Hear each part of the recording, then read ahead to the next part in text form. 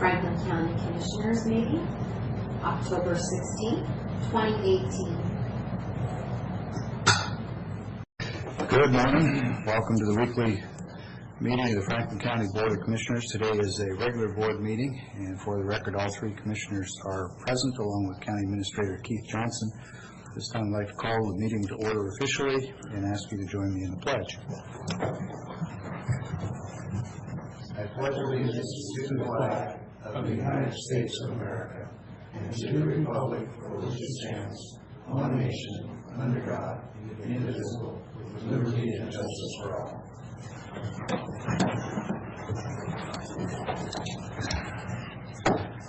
Okay, first item on the formal agenda this morning is approval of minutes from October 2nd, 2018. They can stand approved as presented without objection. Are there any objections, corrections, or changes? I'll stand as approved for chairman's signature. Okay. All right. So those minutes are approved without objection. Moving on, next is opening proposals for inmate medical services in our correction center. Mr. Johnson, do we have people here this morning to assist us with this, or are you going to walk us through it? Steve here today? Yeah, he's here, but he's not Okay.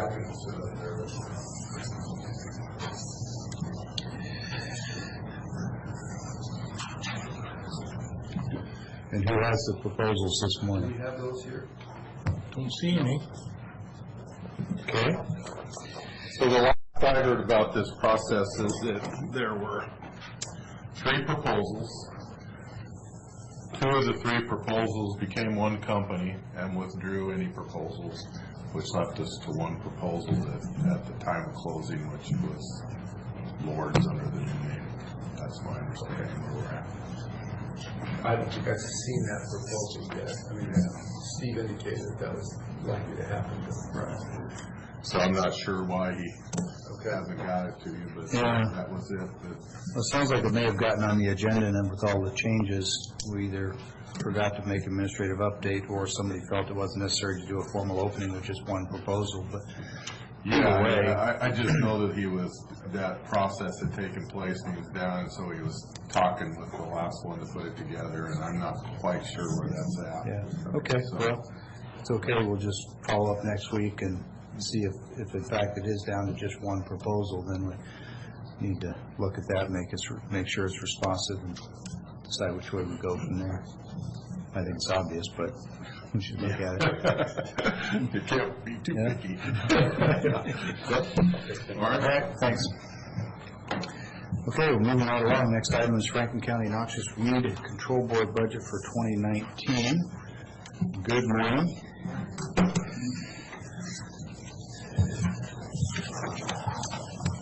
Mr. Harris, are you going to walk us this morning? I know you provided nice read-aheads, and I suspect there may be a few questions, but it looked pretty detailed. Appreciate that.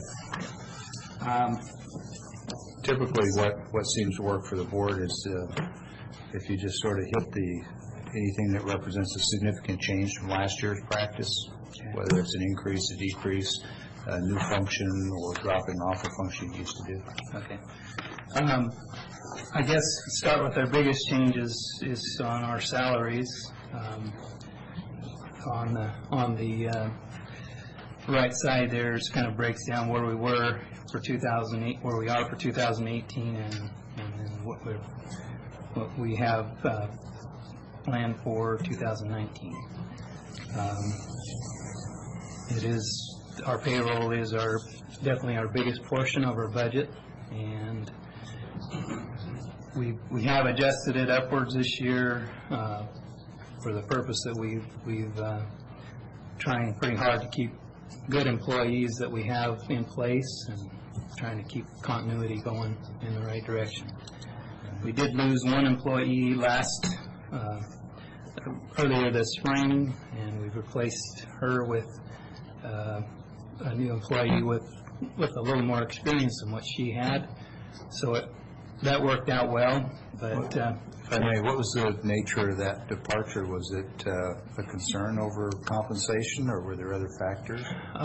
Mainly, she went to the neighboring weed board, and the reason was the job that they had there was more in line with what she was, it was more of an office job essentially. Okay. So Better fit. better fit for what she wanted to do. And Okay. So I know the other commissioners will jump in as we go if they have any questions. I'm not hearing any right now. I'll just go ahead and ask.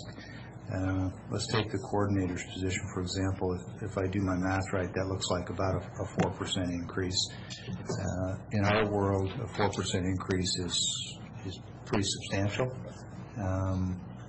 But we have also experienced occasions where we've discovered that we had functions that were underfunded and or had high turnover or really were not being compensated at the market rate. It's not the county's objective to get by underpaying good people. We want to be fair, but we can't overpay either. So I want to be sure that you know that our HR staff, and Carly Nave is sitting over here in the front row next to the wall, but as an agency who brings their budget to this board for approval, the staff is available if you need to consult with them if you wanted to get some comparisons, and I'm assuming you've already done that? yes, we have gone through the grade and step to kind of bring our, kind of have a, I guess, sort of a plan of what our payroll should be based on what the HR input was, and we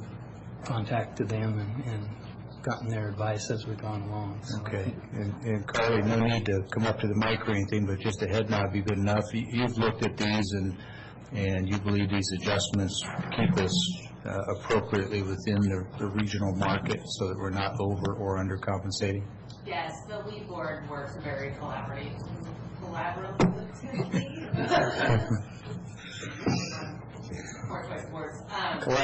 with yes. my office, and so they are very good at seeking our consults and Okay. probably more frequently than just about any other office in the county, I would say. Yeah, So we appreciate that. And actually, I was aware of that, but as you know, sometimes we make these comments to nudge other agencies who maybe don't use you, but yeah, no, they do a good job for sure. Okay, well then I'm gonna skip over those because I have great confidence in Carly's review from what we've seen. She's pretty thorough and knows the market, so.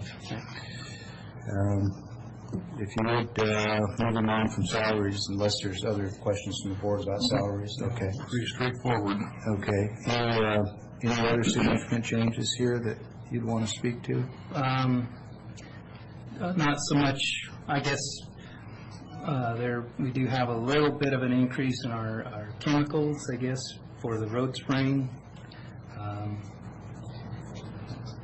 primarily, and that's based on chemical prices increasing, which they seem to do every year the last several. So it's not a major increase. It's like, I think it's 10,000 for the budget year, but. Yeah, and I noticed your total chemical cost was, I think 184 last year, 194 this year, so about 5%. And that's understandable. What I'm curious about is on the partnerships where we have private landowners who partner with us, and I wonder if you would sort of summarize for everybody's benefit that process. Who pays how much? I'm assuming it's voluntary. And then the question I'm going to have at the end of that is, you've got 50,000 in here for cost share of chemical reimbursement. I'm going to ask what the breakdown is roughly in terms of the chemical cost and the labor cost, just so that we can get an idea of how valuable or effective these cost share programs are. Okay. Well, our cost share program, put it together last year for the purpose of kind of providing a little extra incentive for the guys that had open ground, range land, basically low-value land that maybe had some infestations of noxious weeds on it, just to give them a small incentive, additional incentive to do it. And as far as the 50,000 that we put in there for the cost share chemical is basically If landowners were not able to purchase, say they don't have a pesticide license to go out and buy those herbicides, we could buy it and provide it to whoever's going to do the application for them. But as it turned out, all of the landowners that were involved, I should say most all of the landowners, there was one or two that didn't have a license, but the rest of them procured their own chemicals. And that's essentially what that's for. It's basically the 50,000 is a reimbursable, basically 100% reimbursable, and then based on the number of acres that of all of the people that applied and actually did their application on these cost share acres, they were paid a percentage of the total pot amount, which for last year was 25,000. And they spread that out equally over the people that had applied and did actually finish the application. So if I understood that right, it's not a dollar for dollar reimbursement of what they spent? No, it's basically a percentage of. Okay. Basically, we have 25,000 in the Sure. in the cost share, and then they So rate it out too. the private landowners are paying the cost of application?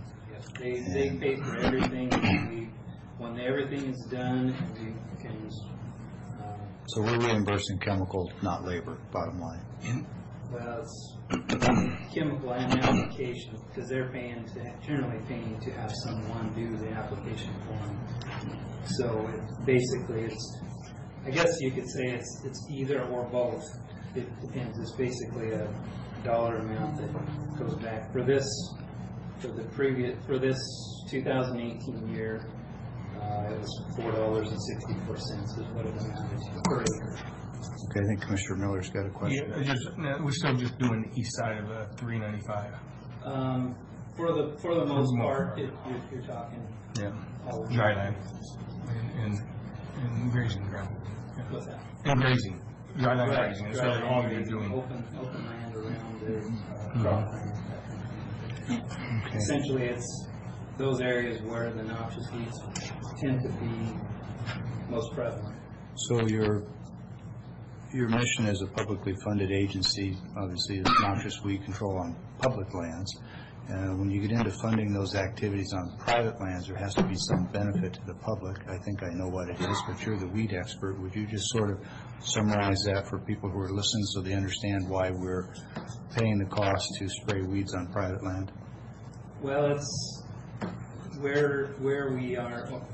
The purpose was to be able to take a larger block, encourage a larger block of application or spraying of the noxious weeds, so that noxious weed infestation areas are not continually spreading throughout the county into other areas where it's not so prevalent of infestation. So if we don't deal with those problems on those big blocks of private land, it becomes an incubator for weeds that end up in the public area that we then have to treat later. So it's a preemptive investment. Is that a fair assessment? Okay. Okay, Commissioners, any other questions on expenses here? No, it's, I think that cost share program is a good program that you initiated last year, and got some good discussion, good input from people. What we've come up with for acres applied to the program was about just under 6,000 acres. So it's a considerable area that really needs to be applied. Now, there are quite a few in that block of acres that have opted to move to the fall from spring applications, so we've still got several of those left to do. Actually, the majority of those are left to do. So we will see what I'll actually do. Any particular weed that you're trying to focus on? Originally, my primary was yellow star thistle. That's one that we primarily have on that eastern secret corridor. Right. We're trying to keep it there as well. But also skeleton weed, diffuse knapweed, and Scotch thistle are also involved in this crops. So, is your duty only to do noxious weeds? That's our primary focus, yes. Because, you know, the biggest complaints I get out there, basically Klamath Road down there, is the kochia, the road not cleaned, things like this. And I've talked to you a couple times this year about this, in the past too also. That's the biggest complaint I hear. I think there's a pretty good job done out there. I think a lot's because of the farmers taking care of themselves and cooperating and doing a good job. But at the same time, there's some spots that are really terrible. And so maybe an outreach program that you can have and talk to these people would sure benefit some of that.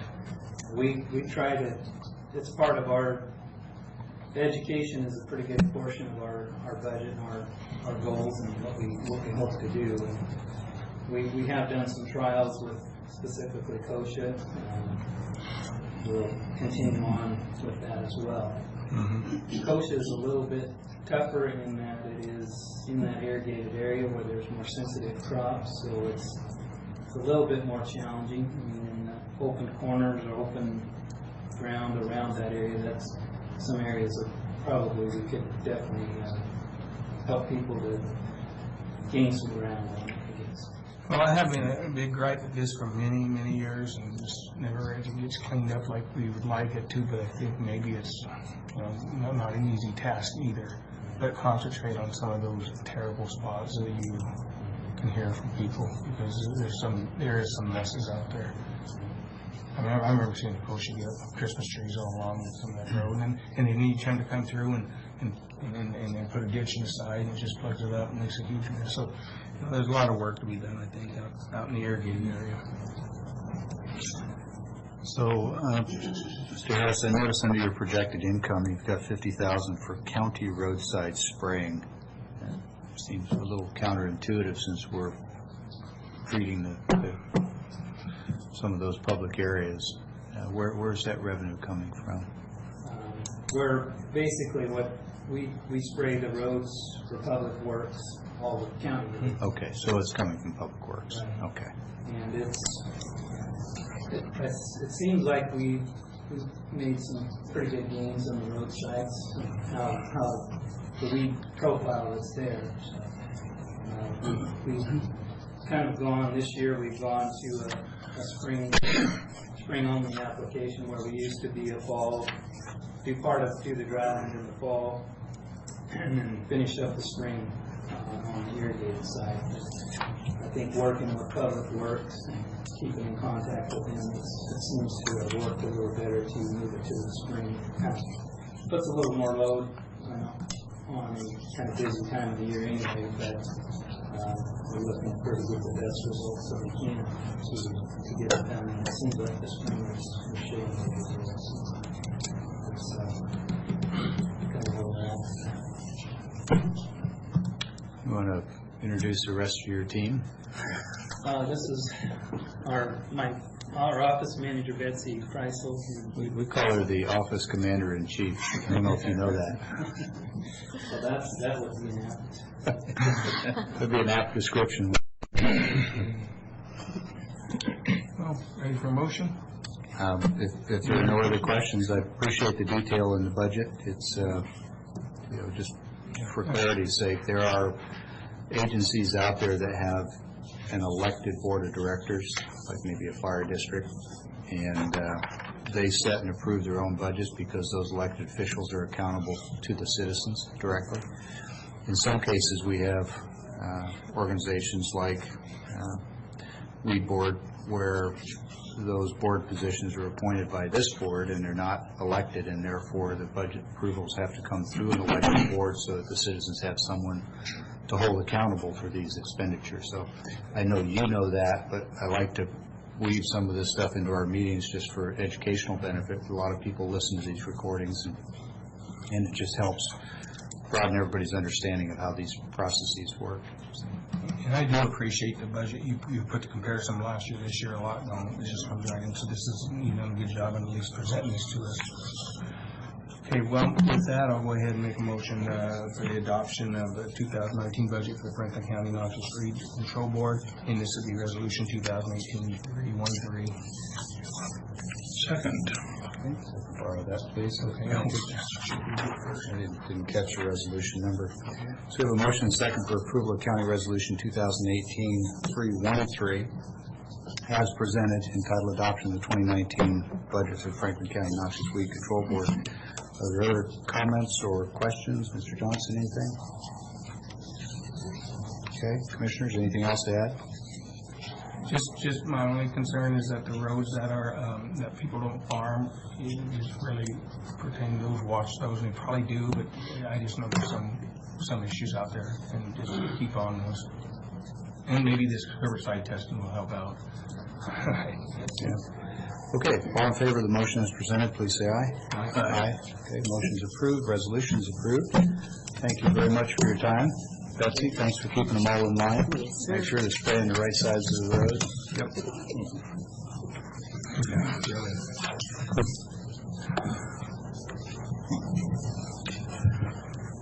Okay.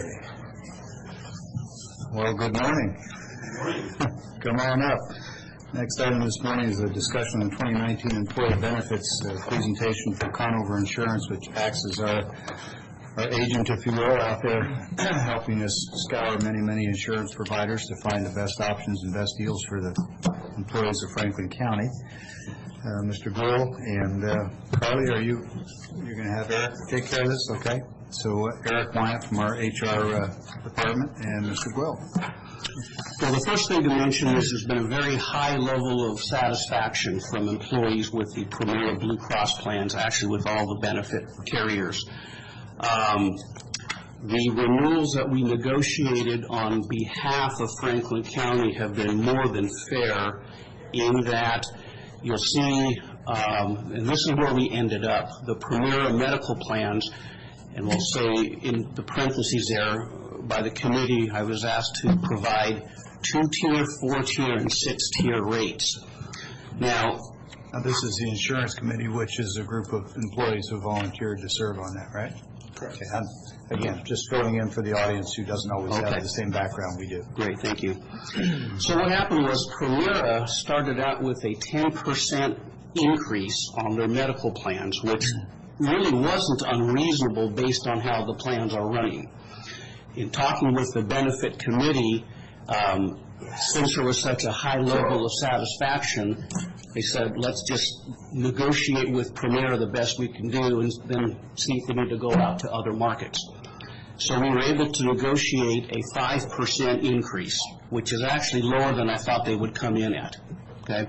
Now, realize part of our negotiating tactic is when we're doing what's called a no bid, that's worth a couple percentage points to the carrier because they know they can just cut to the chase, so to speak. And then the Premier Dental came in at a rate pass. There could have been an increase, again, based on how the plan's running, but we were able to get it down to 0. You have a Willamette dental option. That's like a HMO type dental. And that's more of a pooled product. It came in at 4.49%. And then the vision through VSP was a rate pass. So overall, very good. When we look at the people that are on the Premier Medical and the Premier Dental, works out to about a net 4.5% premium increase, okay, which is really low compared to what we're seeing as industry norms. We're seeing 10% as really the norm. So again, I think this is not only very fair, but better than expected. Okay. I'm going to turn it over to Eric for a few slides. So just to recap, as you mentioned, the Benefits Committee is a group of county business partners and departments. Employees volunteer to serve on that. And so there was 2 separate meetings held by this committee where we reviewed the renewal information provided from Conover Insurance, as well as information from the Benefits Value Survey, which was administered from the 10th of September through the 17th of September for employees to provide their feedback as to what's important to them when making insurance selections for the upcoming open enrollment period.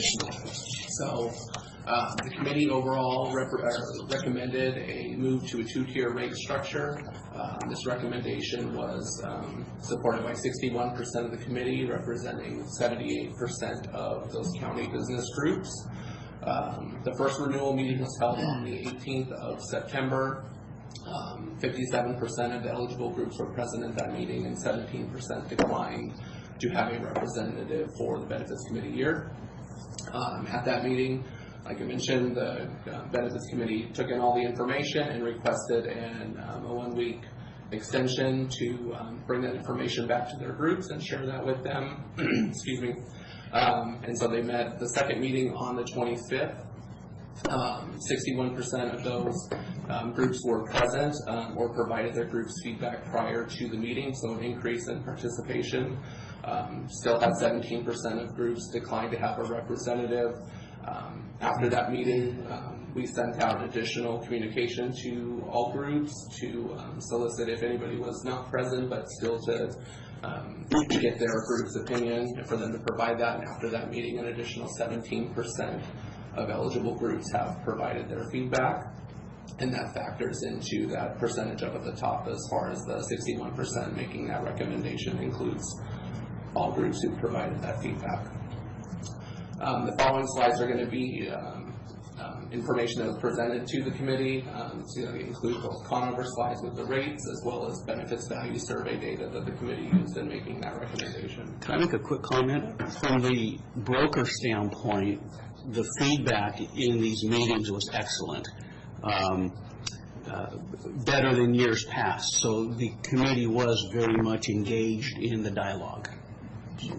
So were there, just curious, that's, first off, glad to hear that, because I know in certain past years it's been difficult to really get our arms around what the employees were asking for. Yeah. There's a great division in many cases.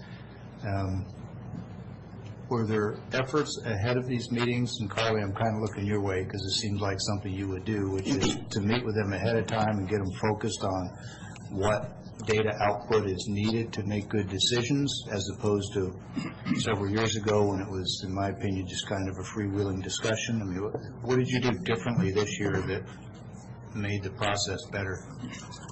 Well, the Benefits Committee has stayed active throughout the year, so it's not just, we've been working towards that over the last couple of years. It's not just a renewal and then that's the only time we talk about benefits. We've talked throughout the year about how the plan's working a minimum of bi-monthly. Additionally, we put a call back out to the whole county in August to have people come check out the committee if they want to. There's no cap on representatives at the committee. A single employee group could have 5 representatives. We've worked extra hard, and Eric's done a great job of outreach this year to really try to do our best to get at least 1 representative from every employee group, and even if they choose not to participate, to make sure the information is out there so that they have more than ample opportunity to provide the feedback.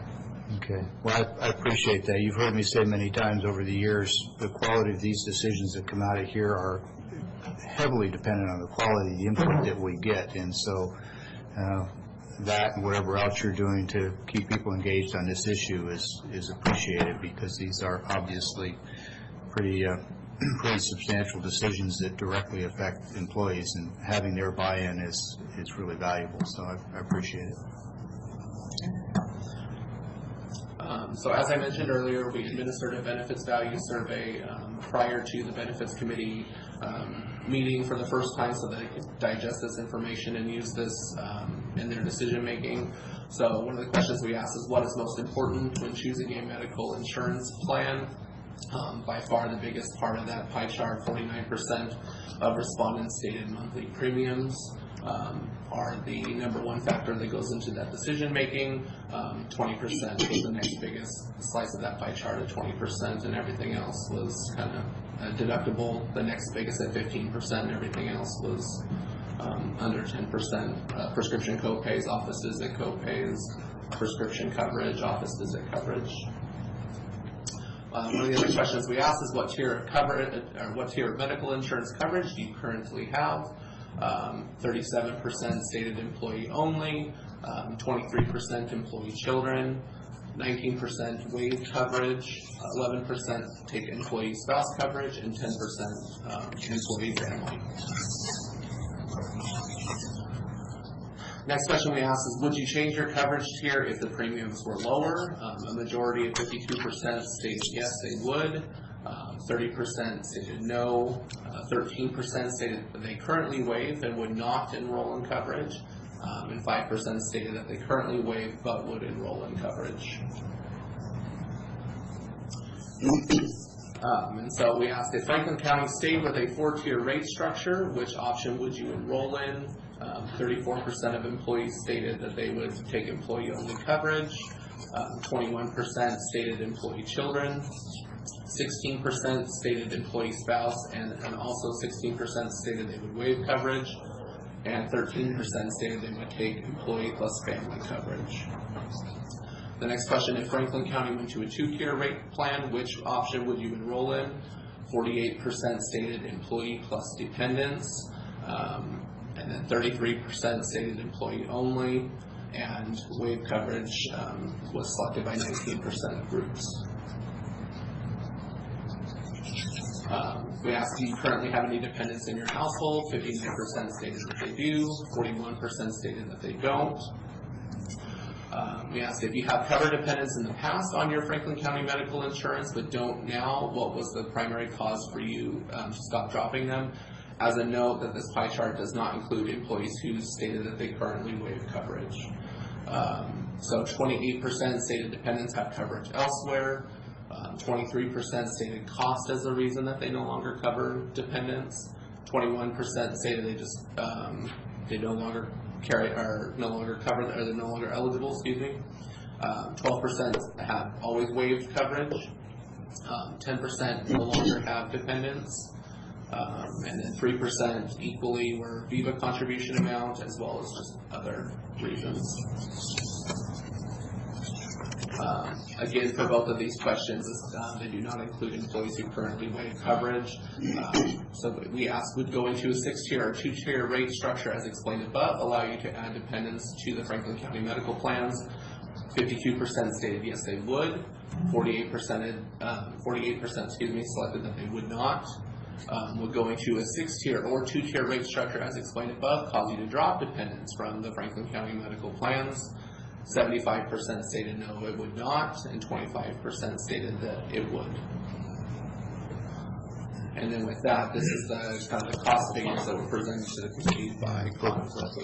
Before we move to the numbers, Dave, I know that there's a lot of statistical analysis and numbers and science in this process, but there's also some art to it, at least from my view. And the art involves, I think, taking a lot of this input from employees and trying to read it without bias, because there can be several reasons why somebody may make a particular choice, whether it's a 6-tier or a 2-tier. Maybe their kids have grown up and moved out of the house, they don't have dependents anymore. Maybe they're covered on something else. There's this ever-changing set of scenarios. So right. How do you kind of get your arms around that data, and to what extent are we looking at those numbers and using them to say, well, if based on that feedback, it might be more cost effective for the county to go to a 6-tier or a 2-tier or something? I can see the straight line between what somebody is offering and how the rates might be better on a 2-tier, but without really having a full, deep understanding of why people responded the way they did. How do we bridge that gap? Okay. Well, the first thing I'll say is, no matter what tier you have or go to, there's going to be winners and losers. Okay?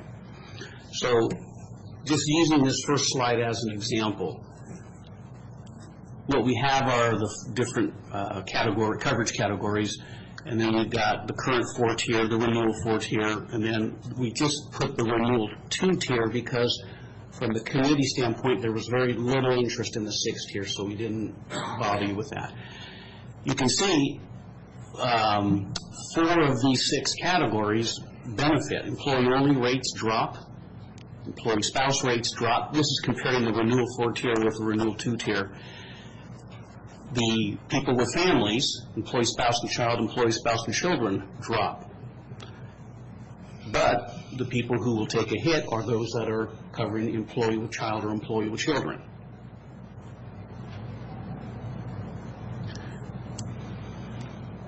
Now, keep in mind, these are the rates that Primera gives us when we ask them for a 2-tier or a 6-tier rate, they're the ones coming up with that information. So to what extent are we trying to pair the feedback data from employees and the behaviors that they predict against these rate structures? The way I would answer that is recognizing that the data coming in is to some degree direct feedback and to some degree anecdotal. So from the broker standpoint, okay, when I listened to the people's comments in the benefit committee, the number one issue that came up was the cost to cover an entire family. And if you look at these rates, you know, as stated here, a lot of conversation came up comparing family rate, what it would cost to add family members with Franklin County's plans compared to Benton County's plans. And the cost of Franklin County is much higher for people to put families on. And if I speak out of turn, let me know, but some comments were made that it has impacted either recruiting or retaining employees with families. So why do we think that is the case? Because there are a number of variables clearly that affect this. It could be the size of our employee pool and our attractiveness to certain providers and insurance providers, right? That is one component. The other could be the employer's contribution. And it could also be usage history. Yes. It could be percentage breakout of how many you have that are employee only, how many are employer and families. Sure. All of these data play into it. I've often wondered where we have dual income homes or two working spouses in the same household, there is this sort of yin and yang between, do we take the insurance coverage provided, say, out in the area that spouse A has, or do we take what Franklin County has, spouse B? And there's the potential that if we escalate ours sufficiently, all we're doing is pulling people off of another plan. Right. So I guess back to my original question, which is how do we assess beyond just the employee feedback what makes the most sense here? Because we could, in theory, if we had the funds, we could just raise it enough to pay for employees and families. Right. But there would obviously be cuts somewhere else to fund that. Right. That's an excellent question. I don't have a specific answer for Franklin County. What I will say is Primera, in this case, they're looking at making sure whatever premium is collected, however it's collected, is going to cover the cost of the claims incurred by Franklin County employees and dependents. So if I could just insert there, that's kind of where I was going with the spouse A and B, is that we're looking at those numbers. If we bump the compensation a little bit and bring more families into our equation, we could actually make ourselves less attractive to a Primera. it would go the other way, actually, because I'm speaking about the percentile break. If we suddenly had, by doing that, if we had a drop in the number of employee only or an increase in the percentage of families covered, I don't know which is more cost effective for the insurance company, if it's family coverage or if it's individuals. What I can tell you is In a family, the spouse is the most expensive person on the plan with regards to claim cost. Okay. Kids are very inexpensive, relatively speaking. So the insurers like to see a higher percentage of families? Yes. Okay, all right. Well, that's helpful, because I've always been concerned about this dynamic of having multiple options within a family environment where you got the two spouses, and which insurance are they going to take, the one at Hanford or the one here? Excuse me. And how do we blend what's good for the employees and what works within the budget without simply shifting a cost burden from, say, Hanford to us? It's a very delicate balance because, like you say, what you do not want to be doing is subsidizing other employers' health plans. And I don't think you are right now. Okay. Well, help us stay that way, would you? Because that's really the focus of where I've been going the last few years, is how do we make sure that we're maximizing coverage, minimizing costs, but not shooting ourselves in the foot at the same time by taking on additional risk by buying coverage away from other employers. Right. Did I answer your question adequately? You did. Okay. You did. I appreciate it, and I realize that some of it's just not black and white. So we have what the price breakouts are for each of the plans. You can see the two-tier just has employee only and employee with dependents, and it's the same approach across the board. So yeah, it's the same with the $1,500, the $750 deductible plans, as well as our $2,500 health savings account deductible plan. It's the same theme across the board.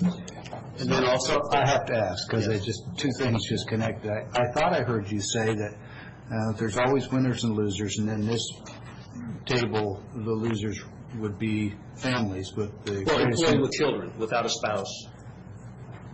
They would be, okay, if those are very attractive coverage people for the insurance companies, how and why do they become the losers? Does that seem... Okay, now you're asking me to understand the logic of some underwriters. Now, well, but if they are the most attractive to the insurers, why are their rates going up? Is there some... there must be some padding within the insurance. Okay. Now, this may sound like a sarcastic answer, but it really is serious. In years past, the board has commented that they really want to see rates provided by the insurance company. The truth is, when I saw these rates, personally, I would have done it different.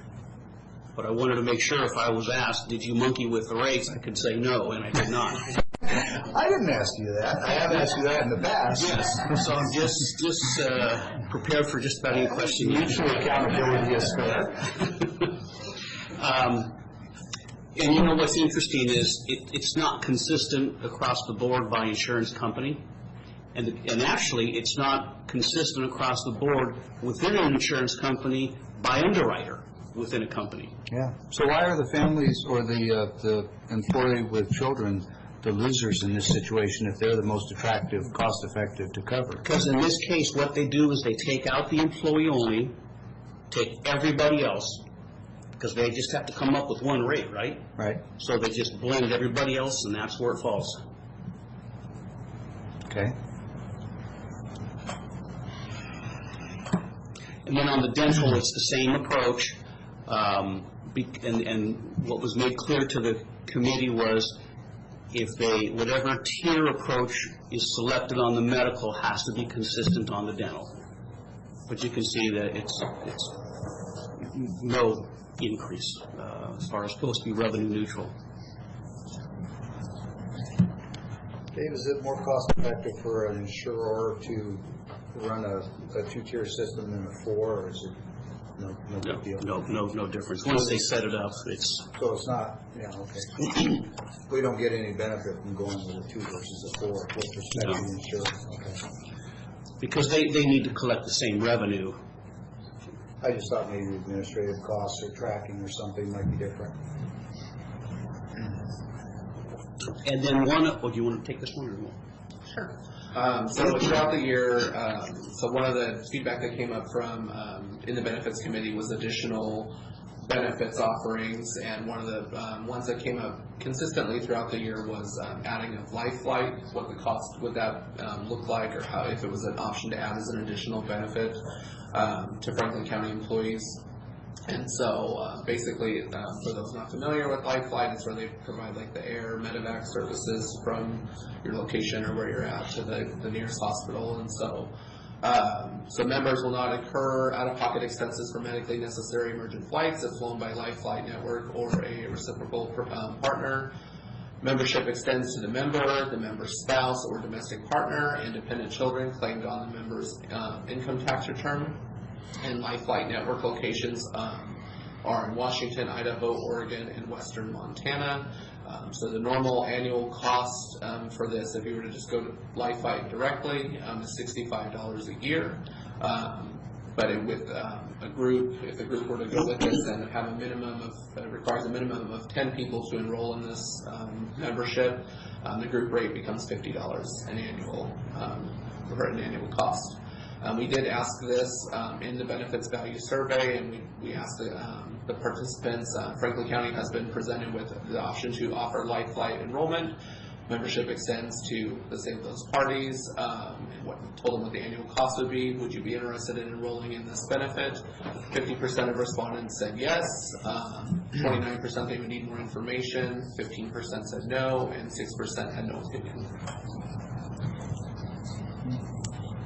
And that concludes our presentation.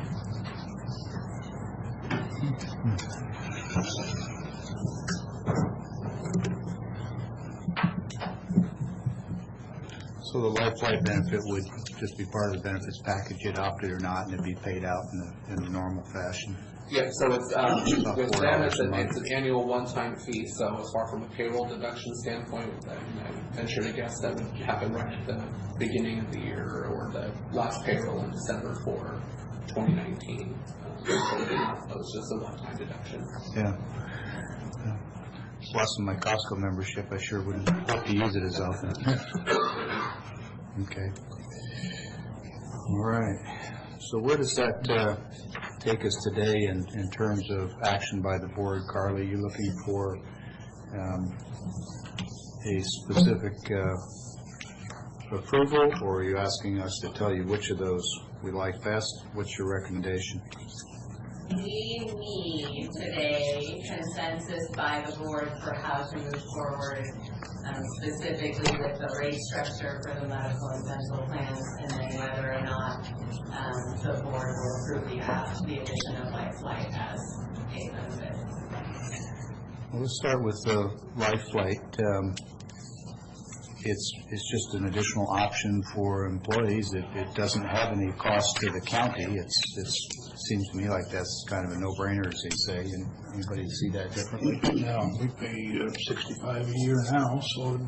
Yeah, the cost to the county is minimal. It'll be plan administration just like with any other benefit. But there was the minimum, so we wanted to make sure there was enough interest, and there really appears to be a lot of interest amongst the employees. Is there a minimum? Recommend that we would have a Life Flight representative at our benefits fair so that the employees would be able to ask their questions and everything and enroll in the regular benefits. I was kind of surprised there's only 10 participants that would qualify or, That's the minimum, that's the minimum participation, so. Right. That's surprised. I was thinking more 40-50%, so. Yeah, that's fairly small. I suspect that number would be a lot bigger if every membership came with one free orientation flight. Just to become familiar, so that when they come to pick you up on the roadside, you recognize them. I've been there. What's that? I've been there. Oh, have you? Yeah, well, I spent a fair amount of time in helicopters, but not for that. Yeah. Okay. So, Carly, to be more specific on the consensus you're looking for, it's for a two-tier with these numbers, or four-tier? Drill that down a little bit more so that we know precisely what it is you're recommending. what the benefits committee is recommending is that we make a change to the two-tier rates. With the life flight, those are the two components. With the life flight, exactly. So that's for the board to decide whether they'd like to stay with the status quo 4-tier rates. The numbers are going to be the same. Those are the numbers from the carrier. Or take that recommendation and make a switch to the 2-tier. So then, Dave, I was taking a few notes as we went through, but based on what I heard you say, or what I think I heard you say, that staying with Premier provides stability in the program. It just passes right on through. It fits with the expressed employee satisfaction numbers. They're pleased with the current service. It avoids a bid process, which consumes a lot of staff time and your time, and those are costs. And that perhaps most importantly, even if we went through that process, it's unlikely to yield a better package at a lower cost than what we have available here, which is roughly a 5% boost in a market that's doing 8 to 10%. That is correct. Is that a good summary? Right. Okay. All right. So it's what the employees are asking for. It's cost effective. It's efficient. What are we missing? I would move for approval of a 2-tier along with life flight. Well, they're asking for a consensus today, but I'm happy, obviously, to accept a motion if you want to go that way. Just need a second. Let me just do some thinking here for a second. 2-tier, and it's their choice of which deductible or which placing the deductible on? Yes, there are still 4 medical options Okay, so and they 2 can choose. dental options. They still have the choice at open enrollment. Okay, well then I'll second the motion. Okay, well, there's a motion and second to accept, offer consensus, any way you want to put it, for the proposal for a 2-tier structure with the addition of providing employees the option of life flight. Any other comments, discussions, questions? Mr. Johnson, anything you want to add? Okay. Gentlemen, anything else from you? Okay, all in favor, please say aye. Aye. Okay. Well, thank you very much. Thank you. Carly, once again, nice staff work. I know I keep saying that, but, you know, when it's good, when it's good, you have to speak up, because that's the license to critique when it isn't. Okay. Thank you very much, Dave. Good to see you again. Likewise, thank you. Thanks.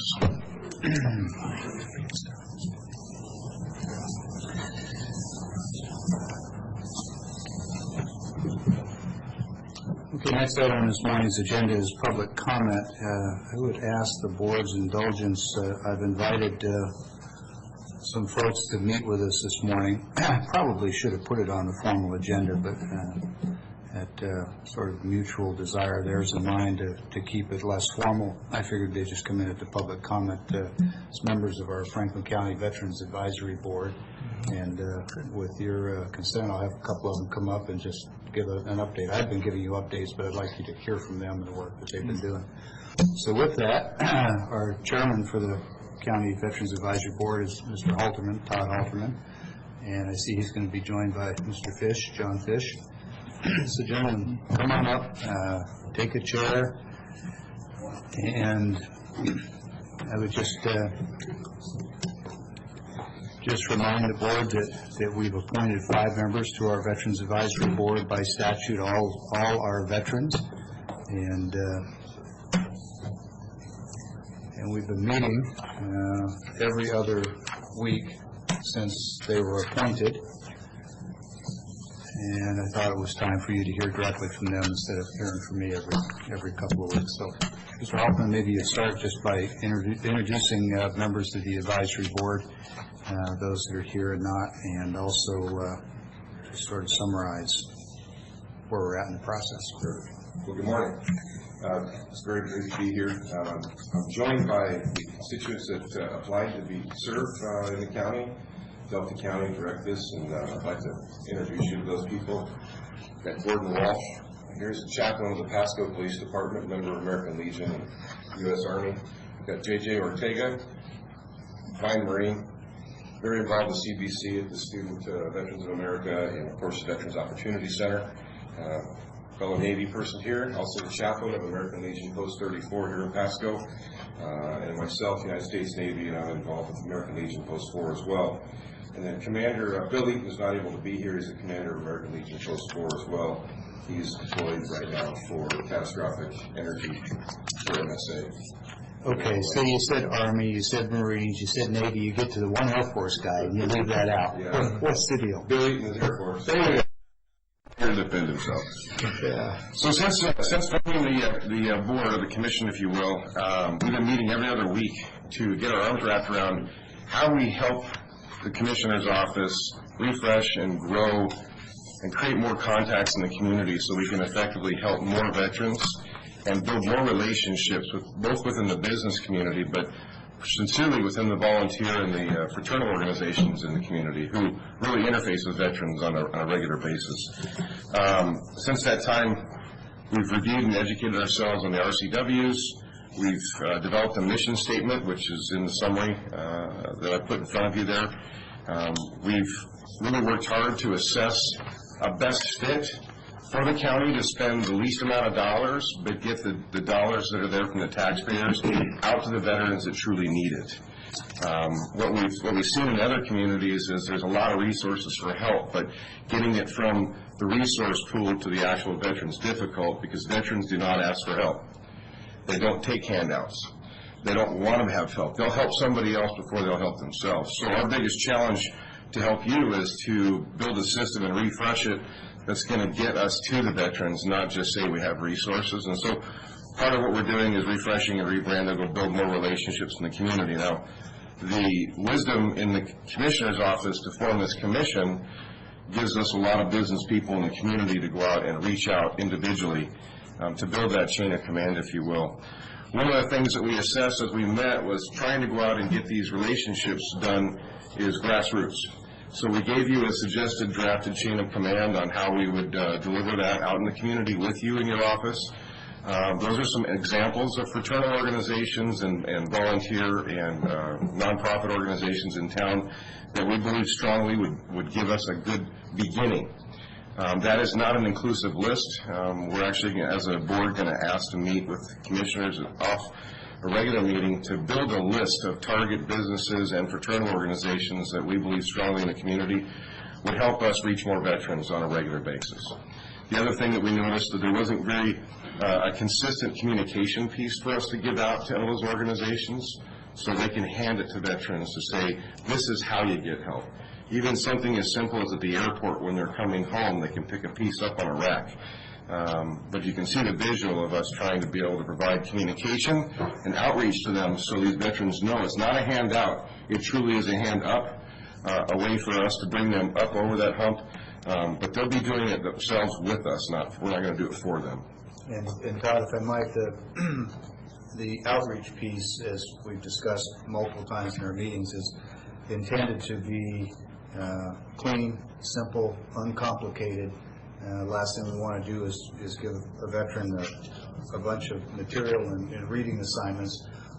This is really focused on connecting them with a human service or human services office person. I'm going to let you take it up there and describe the process. Well, as you look at the psychology of a veteran who's in crisis, they're in survival mode. They're not interested in reading a lot of material. They can't look at a multiple tier program outline and try to fill out paperwork. They're in crisis. So we had some volunteers actually come together and say, hey, listen, how do we communicate our mission statement? Well, our mission statement says, dedicated to serving and impacting veteran families of Franklin County with the right help right here, right now, speaking specifically to their need of survival.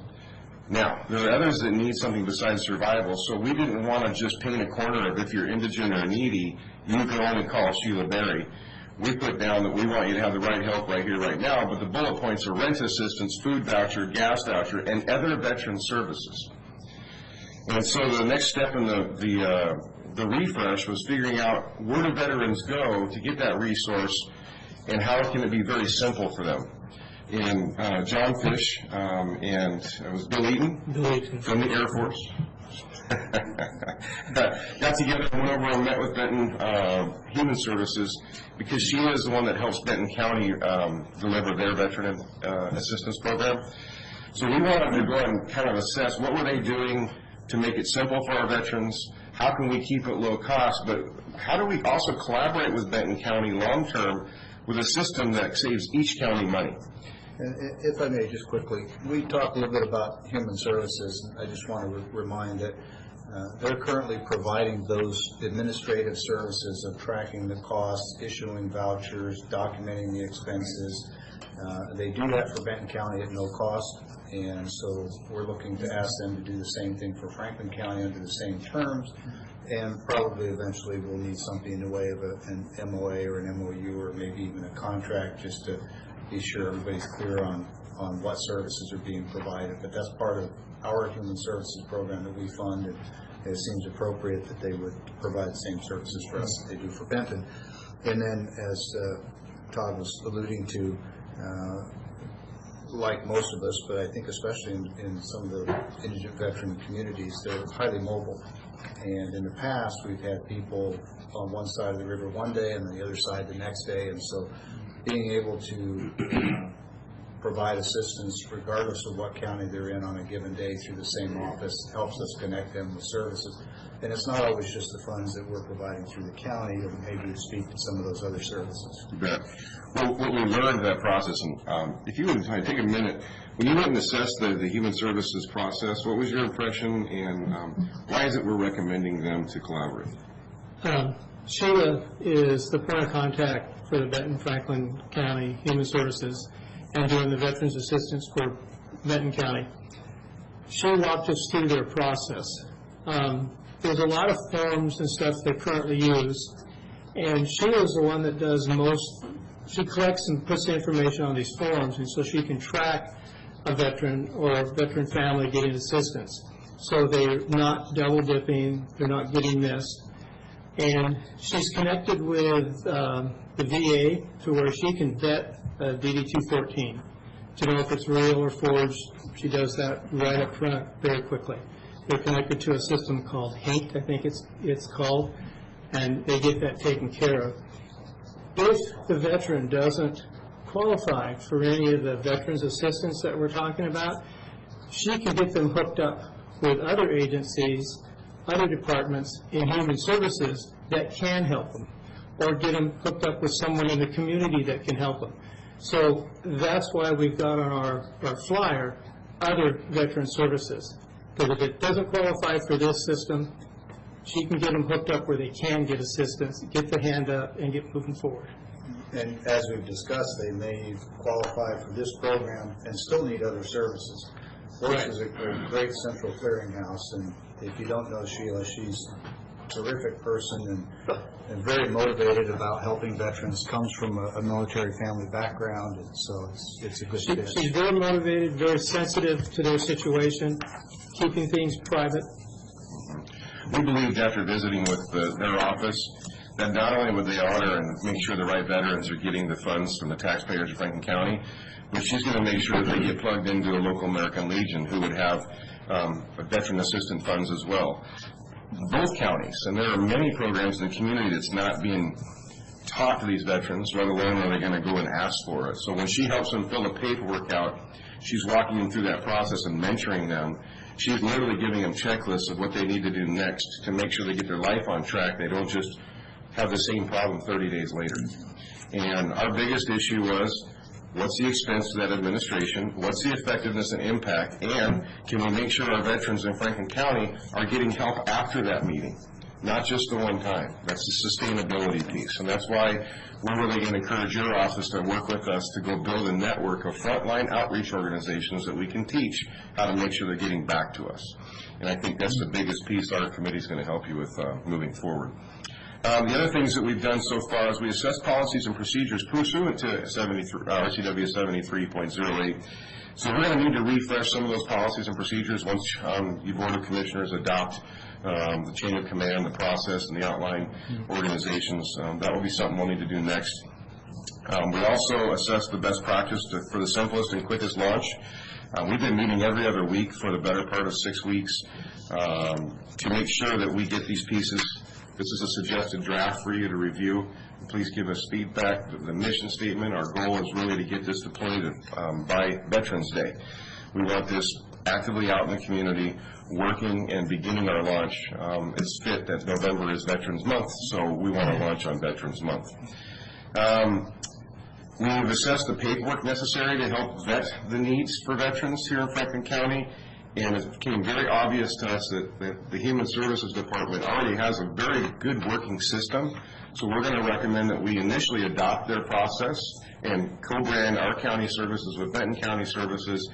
Kind of a nice way to start creating some synergies on paper, but we really are going to challenge ourselves 90 days out once we launch to assess that process and make sure it fits what our culture is in the county and what we want, and we're getting the delivery that we need.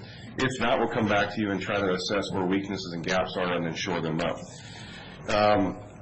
So right now, we're needing your recommendation on whether to adopt those papers and use them, but we believe strongly that's the simplest way for us to get going, and then make it simple for Sheila Berry working with the two agencies to connect all the dots right now.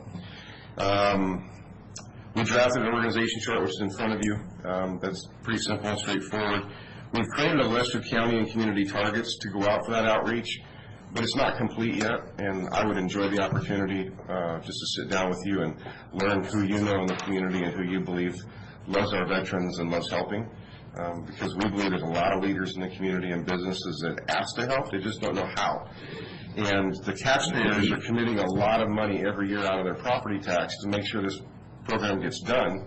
I believe we as a committee, if we do our outreach properly, we'll find businesses and leaders to join us with these proceeds, and we'll double the impact that we're doing just with tax dollars. And create a culture of hand up, not hand out. Let's see.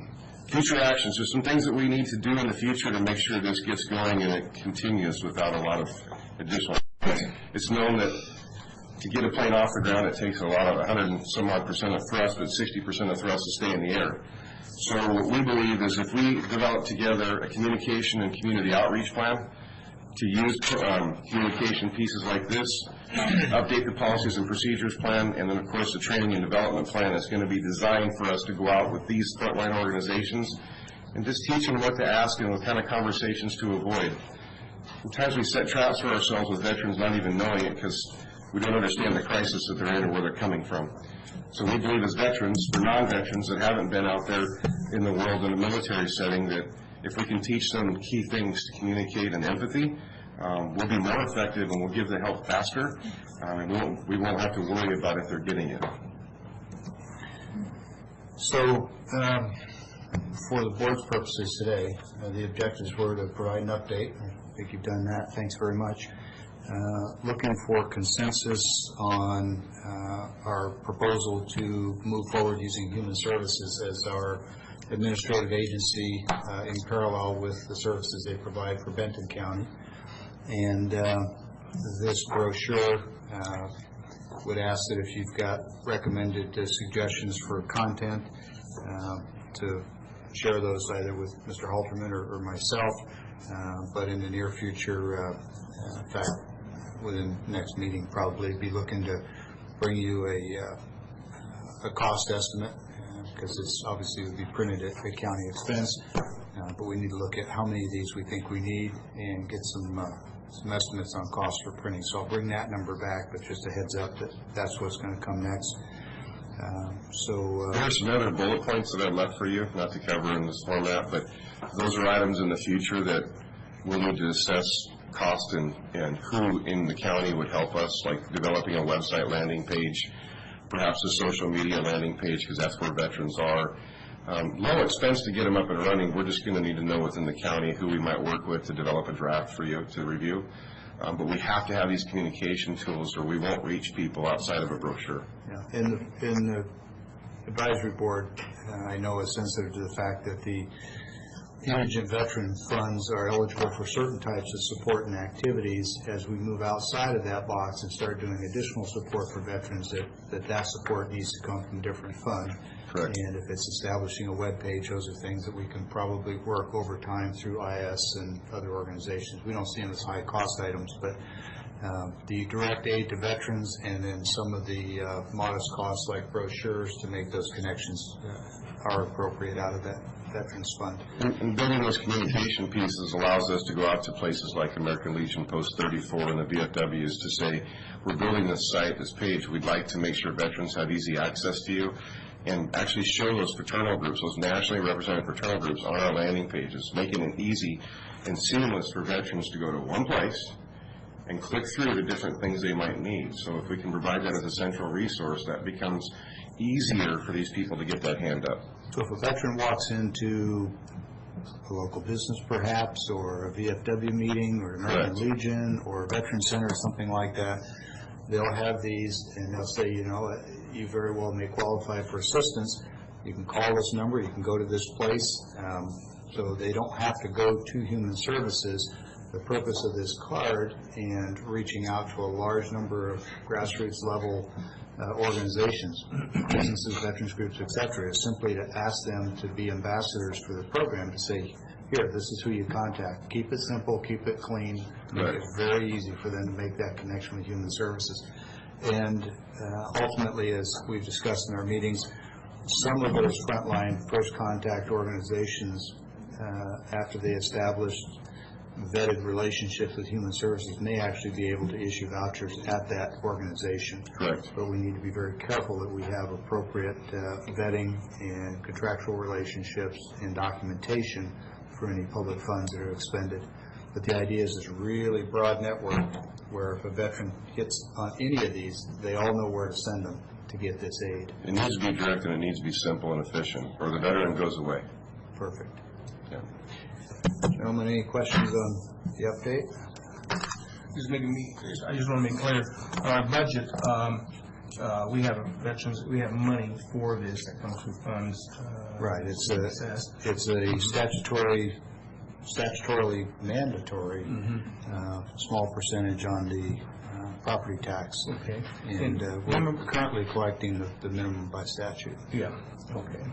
And do we expect to have to get more budget to do this? Well, I think what we do is we walk and we run. We don't anticipate a budget increase this time. Our number one goal is to make sure that we're being effective with the proceeds we do have from the taxpayers, and then go out and collaborate in the community to find businesses and leaders who want to join forces with us. We're hoping that we're going to find private organizations that want to work with us.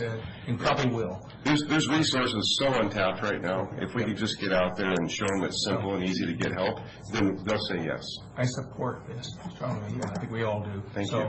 So I think this is something that we can work with. So do we have consensus about using Human Services? Everybody good with that? Yeah, and that's one of the things that I've been concerned with for a number of years is, as you call, double dipping. Yes. Over to Benton County, then we get some nickel, and then come over here, because there's been no communication between the two boards. That's correct, and it makes it simple for it to slip through the cracks, which was why we decided to go with the Human Services at Sheila Yeah, Baker. they got the handle on Benton County already, and Correct. right, that's a thumbs up as far as I'm concerned. And when things happen like the Ben Franklin Fair and Rodeo, I mean, we have collaborative community events and activities, so I see an opportunity for us to grow that. And as we've discussed in meetings, the potential for the two boards and the two counties to continue to work more closely on veterans issues and sponsor events and activities together.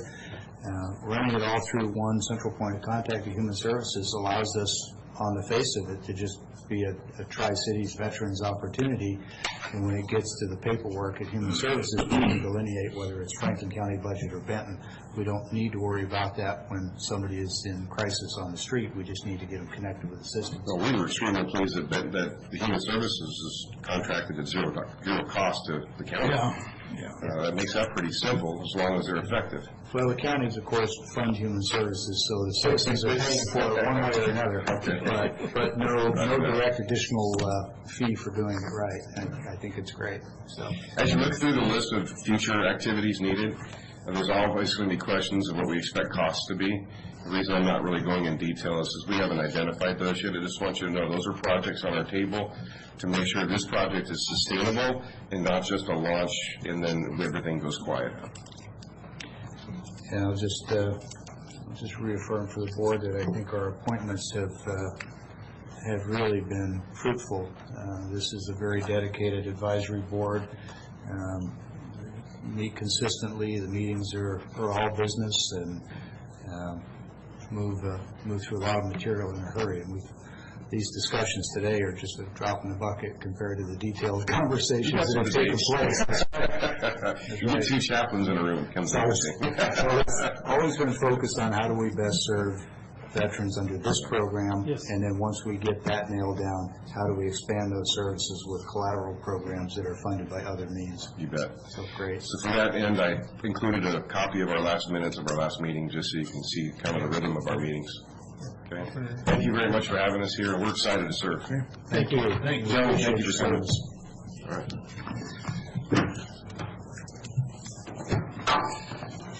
Okay. This brings us to office business and payrolls and warrants. Any other public comment? Oh, thank you. That's my oversight. I apologize for that. This is the first of two public comment opportunities. Another one will be here in a few minutes. Anybody wish to make public comment, now would be an opportunity, and we'll have another one here in just a couple of minutes. Okay. Seeing none, we'll move on to payrolls and warrants. With that, Mr. Chairman, we have our fund expenditure. We have 3 items this morning. First being fund expenditures, 15 miscellaneous, election equipment, revolving, voting safety, jail commissary, track operations, etc. Bottom line of those items is $643,025.50. And Keith has reviewed them, and Jeff Burkhart has approved them, and audited by Rosa Gomez. Yeah, I'll second the motion. Okay, motion and second for fund expenditures as presented and read into the record. Any comments or questions?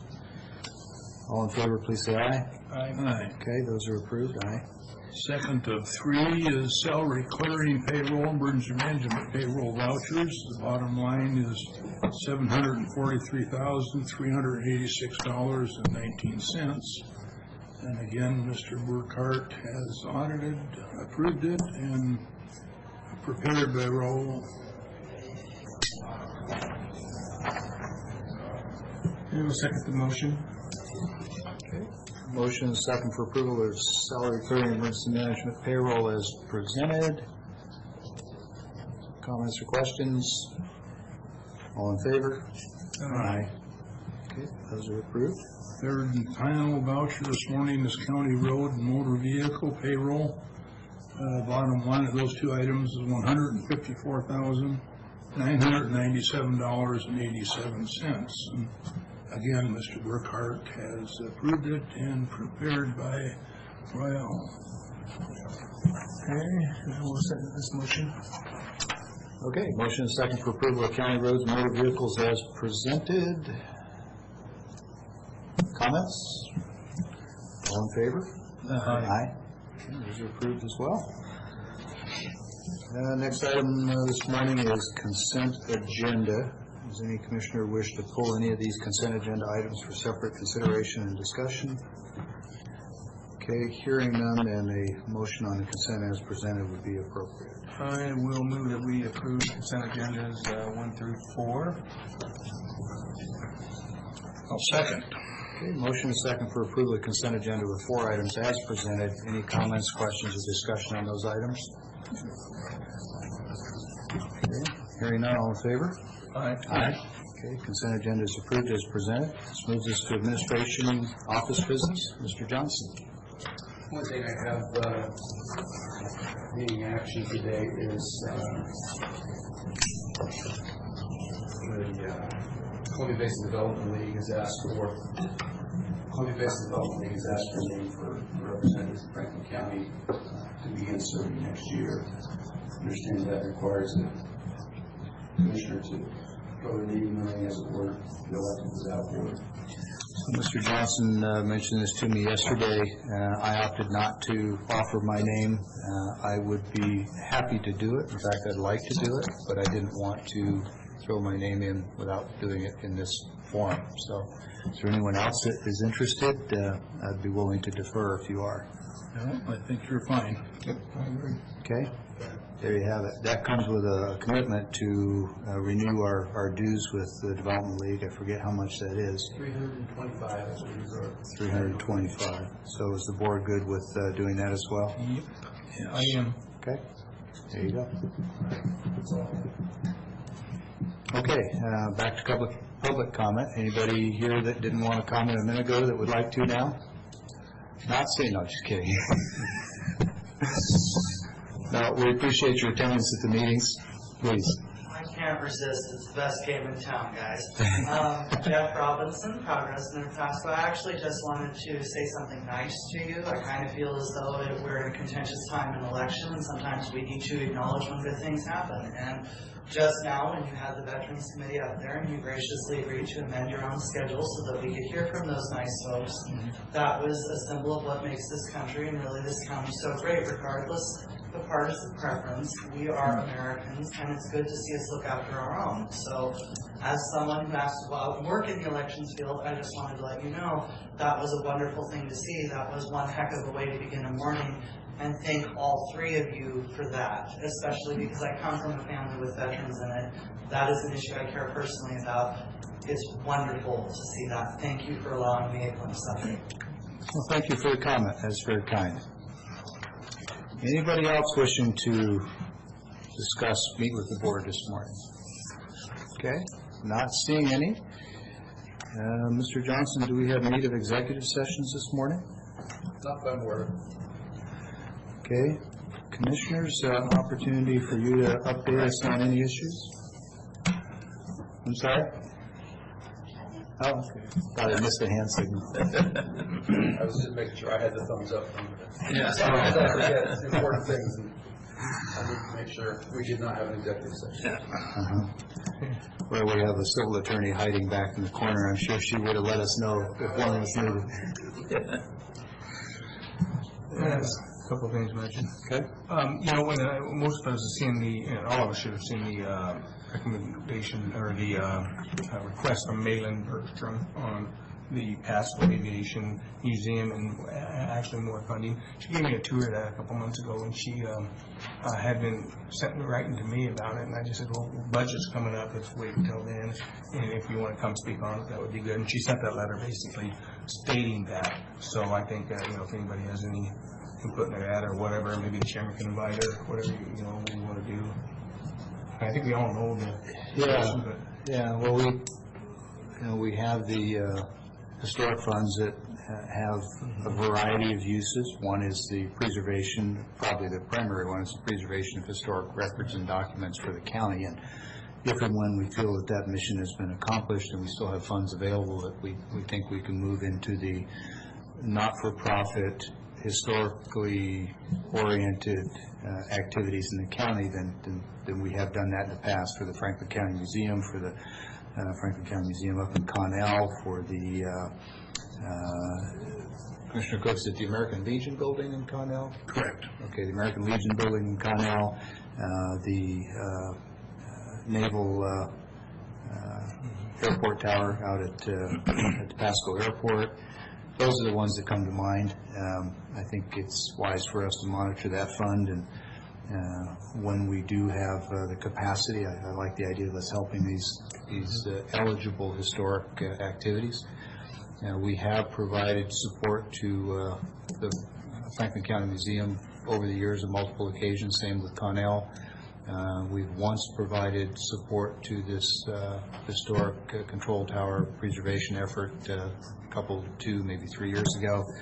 And so at some point we can relook this, and if it's the wish of the board to support it, then I think we can, but I don't know that it's anything we need action today, is it? No, I just want to bring attention, just discuss it because I told her I would, and, and actually that was a while back, but I just wanted to make sure. I knew he just gave some money for that, so we, for the naval aviation part, so I thought maybe we should just bring this up, and, from there, we can just state when time comes or whatever, and hey, if you want to take care of that, that's fine. If you want me just to give her a job back, I can do that too.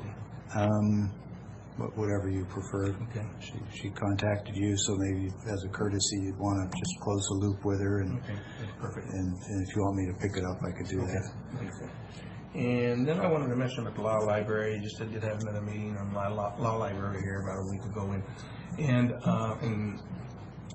they still they still have financing to put in a computer system, but what they'd like to do is put in a kiosk, just like the one we have outside of the clerk's office, with the Lexus Law and this stuff. They're able to retrieve that, and it's just something they offer because we had a computer up there, but people stole the keyboards, things didn't work as well with that. So they would advise that, or they would ask that, and they would fund it if that's something, if that's possible. So I just wanted to bring that up to you because that's going to be something that we can do if we think that's an addition to the law library. Where we can put it, we don't know. But Yeah. Is there a request coming? no, this has just been discussion forever and asking. Like I said, I've asked before. I brought it to you a couple months ago, and I didn't get too much of an impression that we wanted to do this, but it's still out there. Yeah. So I'll probably have one more meeting to go to, and then I'll be done. What's the source of funds for it? They have the fund. It's you got a Benton County has one, and who else? I'm just wondering how the library is. From my understanding, they have the money. They can do it. So. Yeah. This is something that can be funded by the law library. Okay. Well, I'm sure the board would be happy to hear a proposal if they want to. So you want to go that way on that, and it's good. It's something that we can do, and I'll make sure for this. Yeah, I don't know what the decision would be, but certainly open to suggestions for improvement. Keep it going then. Okay. Yeah. I think we've had an area upstairs in the past with law books and so on and so forth. So. Right. We do. A lot of people don't use anymore because it's all computer, especially our attorneys, however, and judges. But however, this is for the public, and they had that computer up there, and things had been destroyed. Things had been walked up. That's why they want to put it in the wall, like they do in the kiosk up there by the clerk's office. And they put it all, and then no one can take anything. Wouldn't it be more cost effective if we just sent them all to Ms. Johnson's office? It may not be. Maybe not.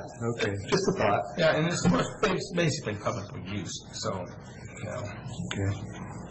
So they're just looking for a second spot besides. Yeah, they have another spot. So we have a spot, so we could use that. We could use that, and I could contact and get more information on the cost. My understanding was they had the money for it; they could do it. Commissioner Cook, anything this morning? No. Okay. Just a quick report. I worked in the Pentagon many years ago. When I left, I said I doubt I'll ever be back to D.C. If it's my choice, I won't. And this past week was probably probably the second or third time I've been back since.